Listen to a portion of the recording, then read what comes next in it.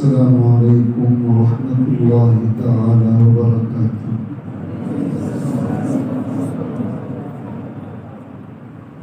الحمد لله نحمده ونستعينه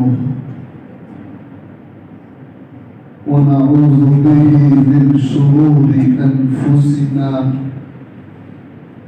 ومن سيئات أعمالنا. من يهده الله فلا مضل له ومن يضلله فلا هادي له. ونشهد أن لا إله إلا الله وحده لا شريك له. ونشهد أن سيدنا ونبينا وحبيبنا ومولانا محمدا عبده ورسوله صلى الله تبارك وتعالى عليه وعلى آله وأصحابه وبارك وسلم تسليما كثيرا كثيرا. أما بعد فأعوذ بالله من الشيطان الرجيم. بسم الله الرحمن الرحيم. وما يستوي الأعمى والبصير ولا الظلمات ولا النور ولا الظل ولا الحرور وما يستوي الأحياء ولا الأموات. وقال تعالى: قل هل يستوي الذين يعلمون والذين لا يعلمون إنما يتذكر أولو الألباب. صدق الله ربنا العلي العظيم. وقال سيدنا ومولانا محمد صلى الله تعالى عليه وآله وسلم: من تعلم علما مما يبتغى به وجه الله لا يتعلمه إلا ليصيب به عرضا من الدنيا لم يجد عرف الجنة يوم القيامة يعني ريحها. صدق رسول الله صلى الله عليه وسلم. عزیز طلباء،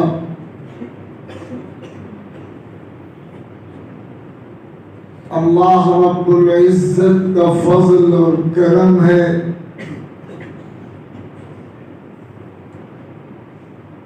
کہ اس کی توفیق سے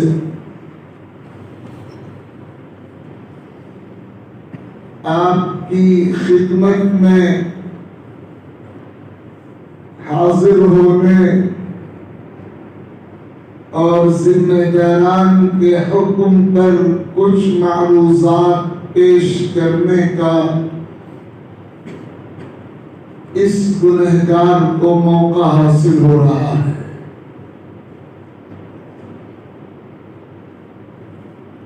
اللہ رب العزت ہم سب کے یہاں جمع ہونے کو قبول فرمائے اور علم دین کے جس قافلے کا فرد اللہ تعالیٰ کی توفیق سے ہم کو بنایا گیا ہے، زندگی کی آخری سانس تک اسی قافلے کے ساتھ اور اسی کاروان کے ساتھ ہمارا جینا، اٹھنا، بیٹھنا، رہنا، سہنا مقدر فرمائے۔ آمین۔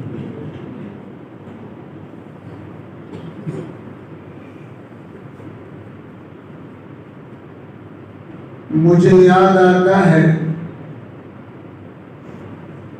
کہ ہمارے استاد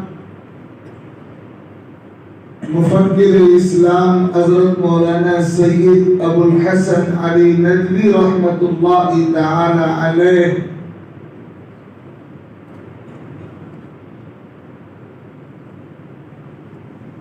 دارالعلوم دیوبند کے اساتذہ اور طلباء کی دعوت پر غالباً 1953 یا 54 عیسوی میں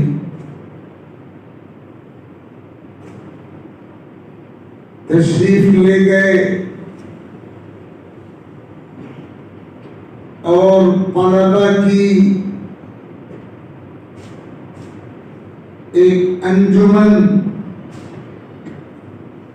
غالباً صوبہ بہار کے طلباء کی انجمن جس کا نام اس وقت بھی اور آج بھی بزم سجاد تھا اور ہے، اس کے سالانہ اجلاس میں تشریف لے گئے اور حضرت کے داعی دعوت دینے والے فقیہ الاسلام حضرت مولانا قاضی مجاہد الاسلام صاحب قاسمی نور اللہ مرقدہ تھے، جو اس وقت دارالعلوم دیوبند کے طالب علم تھے اور اس انجمن کے ذمہ دار تھے۔ حضرت نے اس موقع پہ دارالحدیث میں طلبہ دارالعلوم کو خطاب کر کے جو فکر انگیز اور قیمتی باتیں ارشاد فرمائی تھی، دوسرے لفظوں میں یہ کہا جائے کہ اپنا دل نکال کر رکھ دیا تھا۔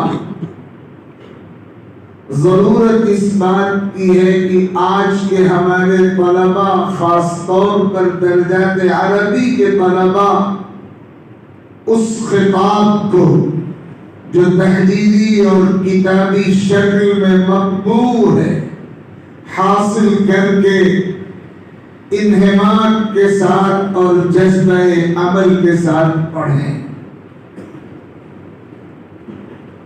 حضرت مولانا ابو الحسن علی ندوی رحمہ اللہ کی وہ تقریر بھی اور اس تقریر کے علاوہ علم کی اہمیت کے موضوع پر، مدارس کی عظمت کے موضوع پر، طالبان علوم نبوت کی ذمہ داریاں کیا ہوتی ہیں، انہیں مدرسے کے ماحول میں اپنے آپ کو کس طرح مستقبل کے لیے تیار کرنا ہے اور کیسے اپنے آپ کو مستقبل میں اسلام کی خدمت کے معاش کے لیے وقف کرنے کا جذبہ پیدا کرنا ہے، اس موضوع سے متعلق تقاریر ایک مستقل کتاب حضرت مولانا کی ہے، باجا سراغ زندگی۔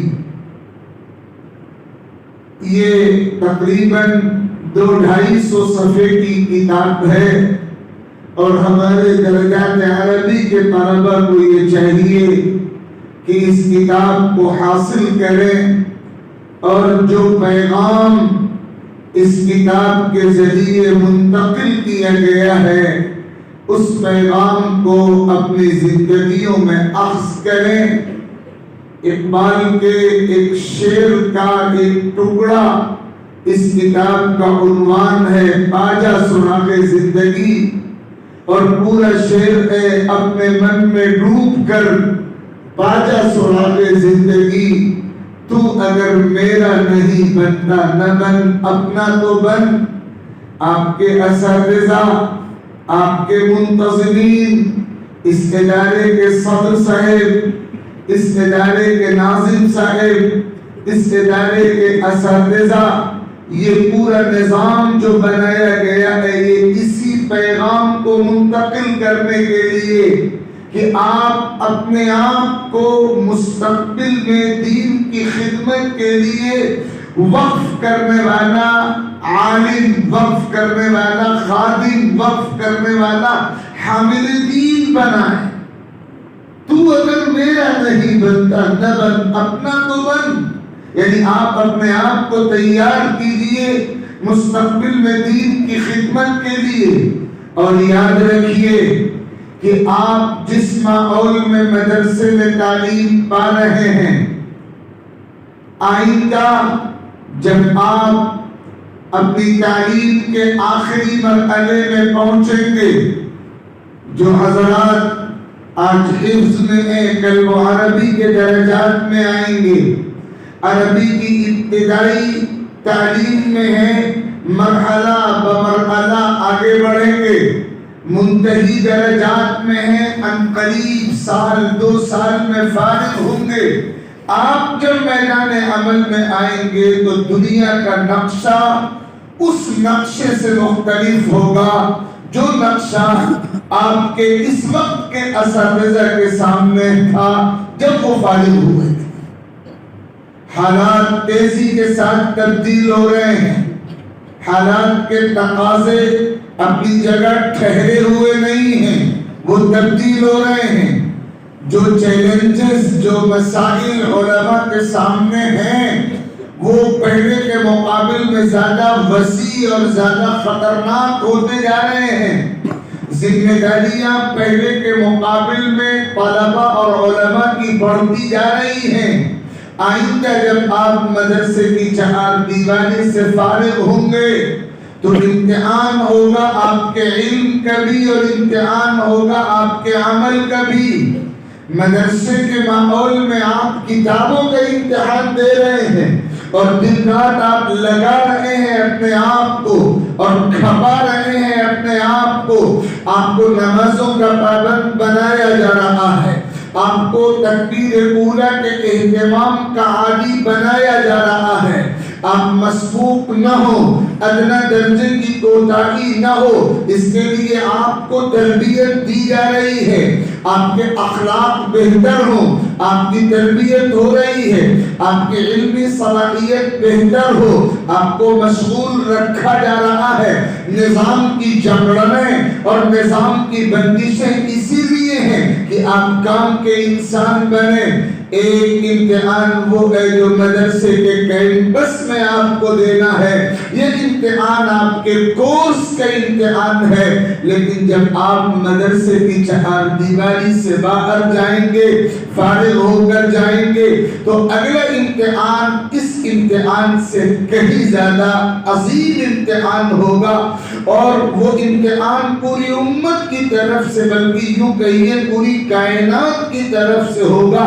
آپ کے علم کا امتحان، آپ کے عمل کا امتحان، آپ کے کردار کا امتحان، آپ میں دینی روح کتنی ہے، اخلاقی روح کتنی ہے، دینی اسپرٹ کتنی ہے، دین کی تبلیغ کا جذبہ کتنا ہے، عمل کیسا ہے، کردار کیسا ہے۔ جو علم آپ نے کورس کی صورت میں پڑھا وہ علم عمل کی صورت آپ کے وجود میں نمایاں ہے یا نہیں، آپ کے سراپا پر اس کا اثر ظاہر ہو رہا ہے یا نہیں، آپ ایک طرف اپنے حقوق ادا کر رہے ہیں یا نہیں، دوسری طرف دیگر بندگان خدا کے حقوق ادا کر رہے ہیں یا نہیں، تیسری طرف اللہ رب العزت کے حقوق ادا کر رہے ہیں یا نہیں۔ یہ امتحان ہونا ہے۔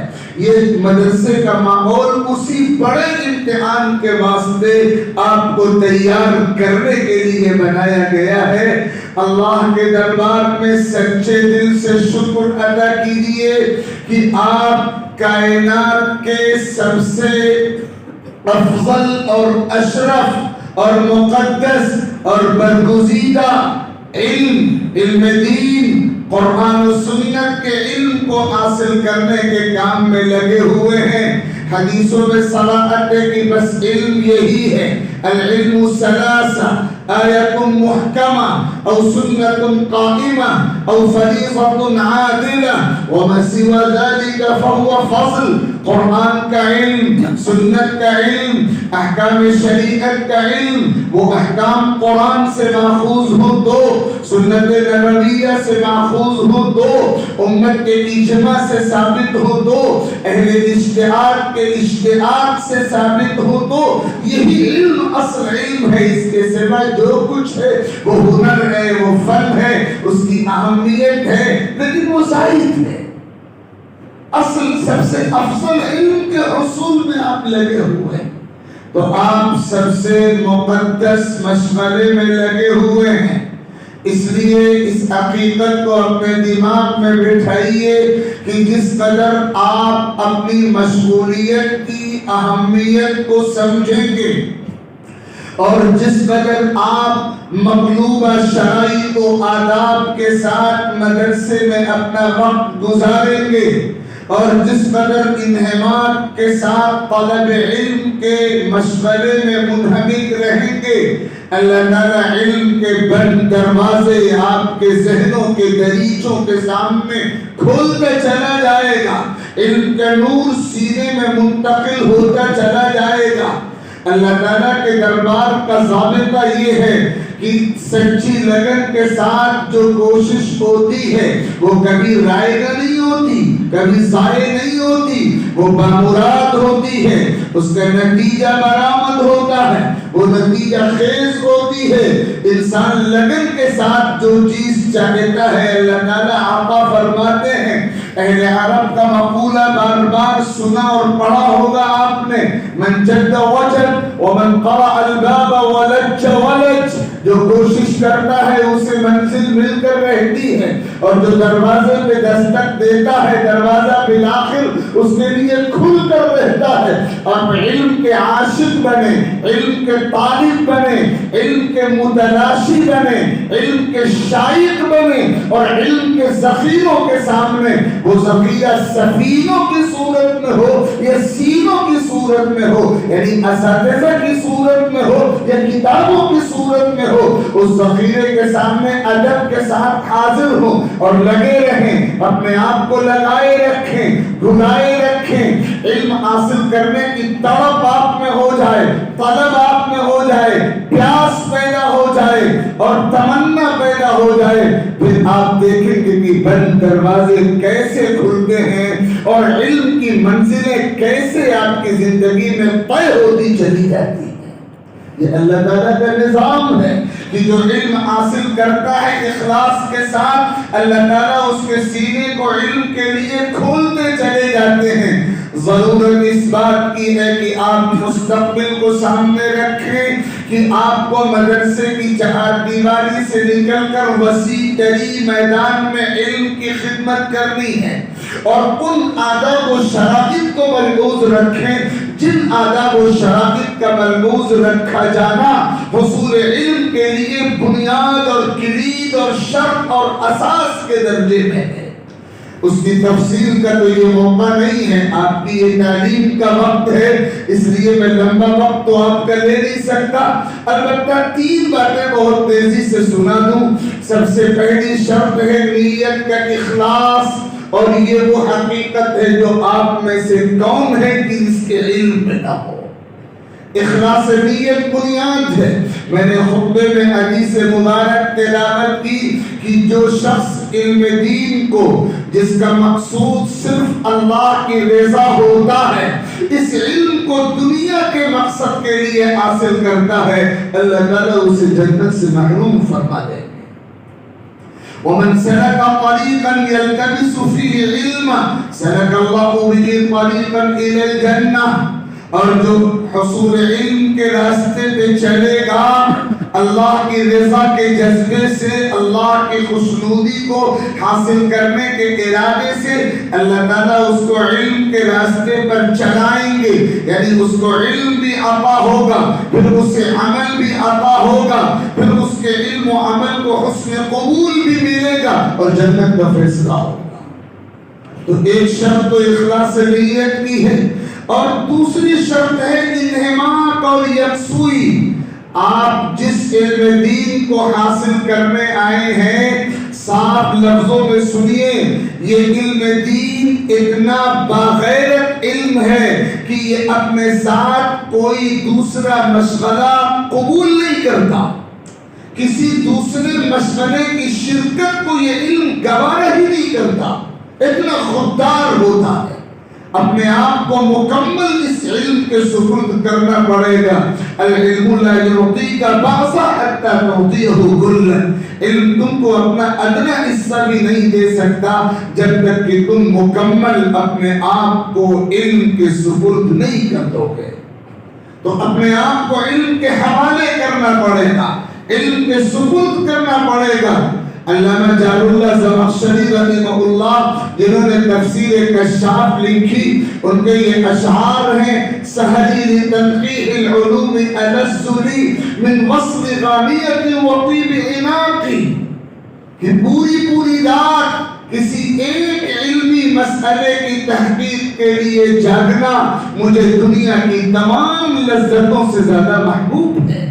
دنیا کی تمام لذتیں ایک طرف اور ایک علمی مسئلے کو حل کرنے کے لیے پوری رات جاگنے کی لذت ایک طرف۔ جو علم کے عاشق ہوتے ہیں ان کو علمی نقطوں کو جاننے کے واسطے پوری رات جاگنے میں جو لذت ملتی ہے دنیا کی کسی لذیذ ترین چیز میں بھی وہ لذت نہیں ملتی۔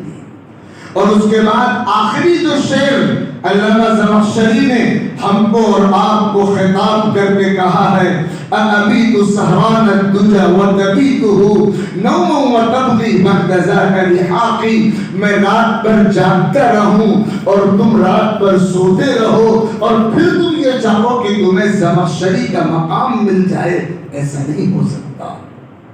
عطار ہو، رومی ہو، رازی ہو، غزالی ہو، کچھ ہاتھ نہیں آتا بہار سحر کا ہے۔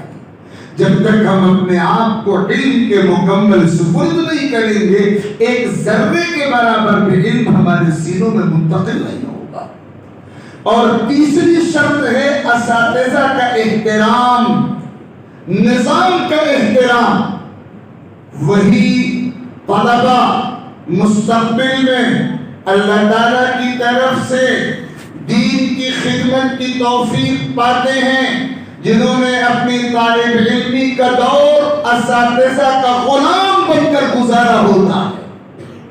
حکیم الامت حضرت تھانوی قدس اللہ تعالی سرہ کے ملفوظات میں اور ان کے خلفاء کے ملفوظات میں اور ان کے خلفاء کے ملفوظات میں یہ مضمون بار بار ملتا ہے کہ جو طالب علمی کے دور میں اساتذہ کا غلام ہوتا ہے فراغت کے بعد وہی دین کا امام بنتا ہے۔